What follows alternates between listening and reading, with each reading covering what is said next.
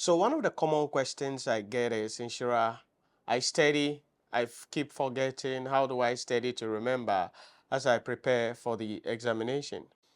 Now, I'm going to be sharing with you a couple of tips that I believe you can implement right now today to help you to increase your game at the end of the day and help you to recollect the things that you study, and most importantly, put you in the position where you can go into the exam hall, write the exam with confidence, and most importantly, pass the examination.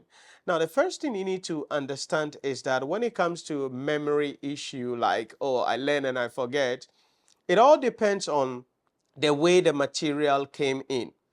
Because if you don't structure the material that is coming into your brain, then there will not be an order. And if there is no order, it means definitely there will not be any opportunity for you to be able to recollect that information as and when you want. And so before we get into the big picture, there are a couple of things that we need to ask ourselves generally. Number one, how do you study? Number two, where and when do you study? Number three, when you are studying, what is going on in your mind? Number four, how often do you study? These are crucial questions you need to answer because these are memory and brain triggers that will help you to either become successful or continue to experience stress and misery. So, what are some of the things you need to do? A couple of things. Number one is to understand your mental psychology, okay? Your mind is to understand the state of your mind. Because as my mentor, my brain mentor, Jim Quick, would say, information plus emotion equals long-term memory. What does that mean? It means that when you have the right emotion mixed with whatever information it is, that information is going to stay and give you long-term memory. What does that mean? It means that your mental state, whilst you are behind the book or whilst you want to study, is as important as what you are studying. And so you don't study when you are stressed out.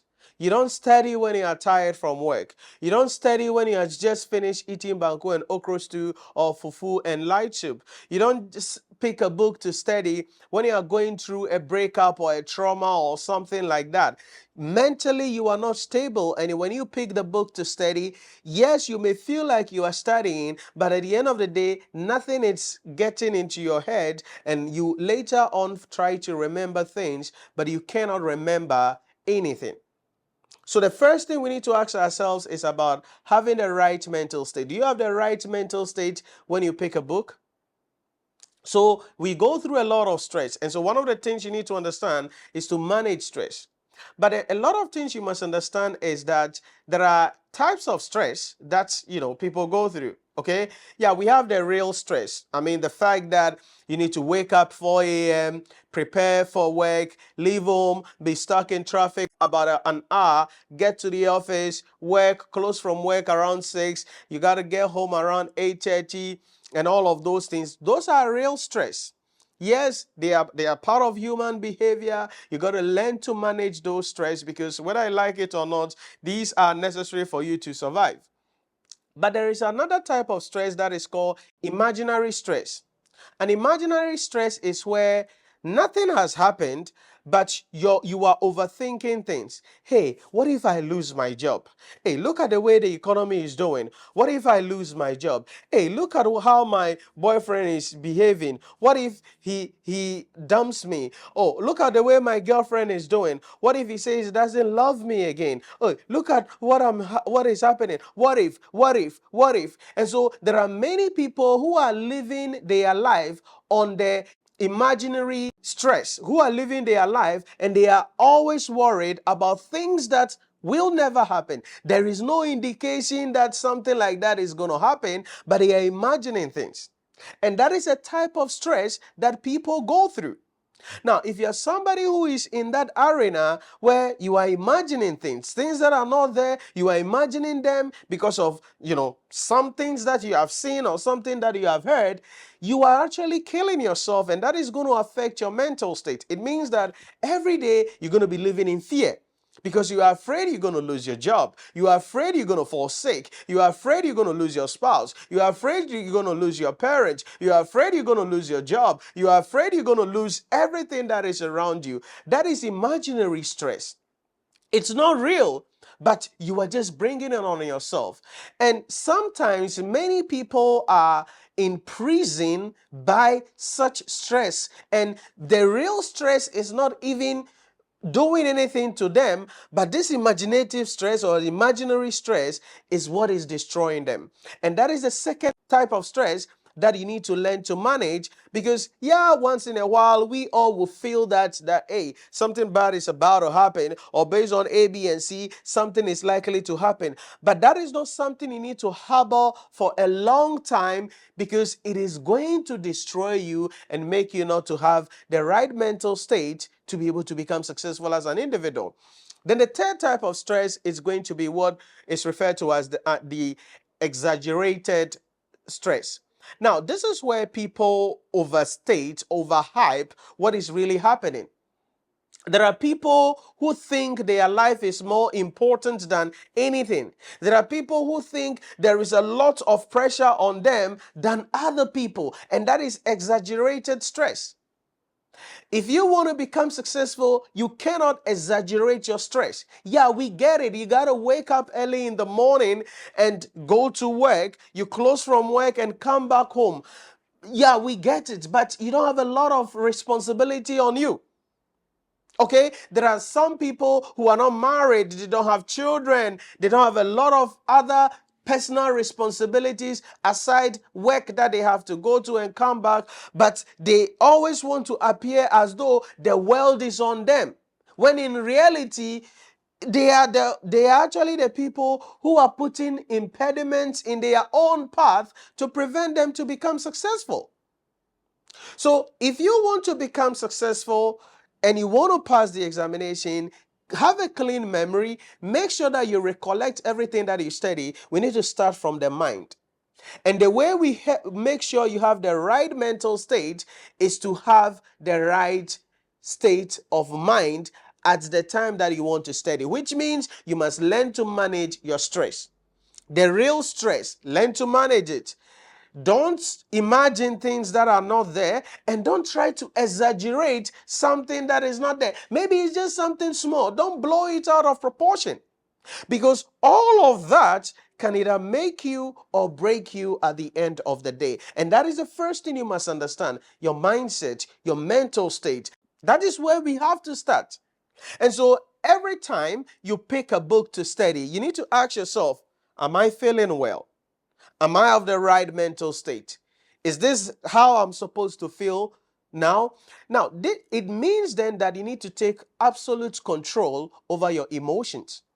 It's very important, because you cannot allow any storms, any distractions to come in and blow your emotions. Because sometimes you are just there minding your own business, then somebody will send you a message, or somebody will tell you something that if you're not careful, you just start boiling, and you're like, yo, I got to show this person, I have to show this person that, hey, you cannot cross my line.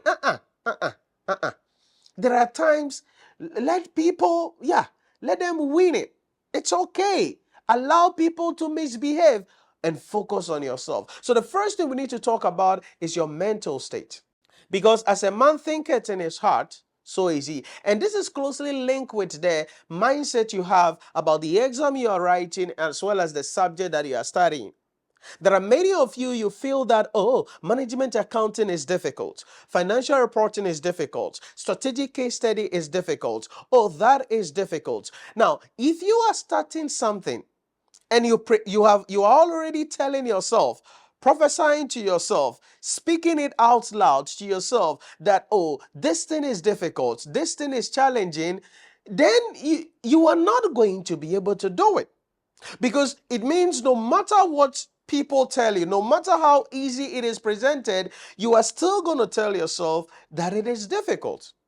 Over a decade I've been in the game, there are people I talk to, and I'm telling them, I say, hey, listen, this subject is not difficult. Look at it from this perspective. La, la, la, la, la. This is what you need to understand. This is the rule. You see it. This is how you go about it. Then some people are able to change. Other people, they are deeply rooted. And unless you change the perspective you have, the view you have. And the reason they have such entrenched mindset, entrenched view of some of the subjects or some of the things in life is because of maybe they've heard some of the things that they've heard. Oh, somebody has written a certain paper 5 times, a certain paper 6 times, a certain paper 8 times. Hey, then they've already started freaking out before we start the game. And so that is where you have to start. You need to think positive. You need to think positive. You need to have the right mindset. As the Bible says, God didn't give us the spirit of fear or doubts, but He gives us the spirit of power, love, and sound mind. This is what God gave you. The spirit of love, the spirit of power, the spirit of sound mind. It's given by God.